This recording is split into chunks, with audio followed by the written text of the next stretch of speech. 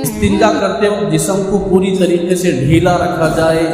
دونوں ٹانگوں کے درمیان حصے کو فرا پوری طریقے سے کھول کر چمٹ کر بیٹھ جائے، ذرا کھول کر پوری طریقے۔ اور آپ لوگوں کو پیشاب کرنے کا طریقہ بھی آپ اس سے پہلے بتایا تھا کہ پہلے زمانے میں ہر جگہ زمین مٹی، پیشاب کرنے سے اچھلتا نہیں تھا، کیا نہیں تھا؟ اب ہر جگہ ٹائلس ہے، بیسن ہے، جس کی وجہ سے آدمی جتنا زور سے پیشاب کرے گا اتنے چھینٹے ہمارے بدن میں، اور ہم لوگوں کو احساس بھی نہیں ہوتا کہ وہ کپڑے جذب کیے کہ نہیں،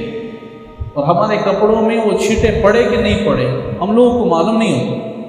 اس لیے میں آپ لوگوں کو بتایا تھا کہ اب شرمگاہ کو لے کر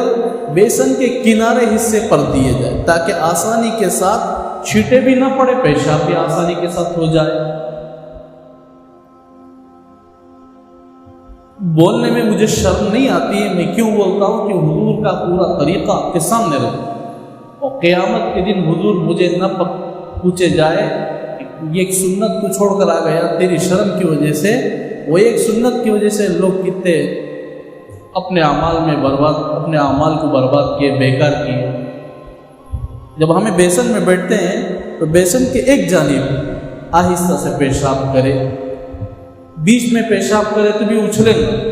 اوپر پیشاب کرے تو بھی کیا ہوگا، اچھلے گا۔ بیسن کے اندر کے ایک حصے میں جہاں ہم پیر رکھے جاتے ہیں اس کے کنارے پر چھوڑنے سے پیشاب بھی پوری طریقے سے اتر جاتا، ہمارے اوپر اچھلتا بھی نہیں، چھینٹے بھی پڑتے نہیں۔ اور حضور صلی اللہ علیہ وسلم نے جو عذاب ہمیں بتائے ہیں پیشاب کے چھینٹے سے نہ بچنے پر عذاب قبر، وہ اس سے بھی اللہ تعالی ہمیں نجات عطا کرے انشاءاللہ۔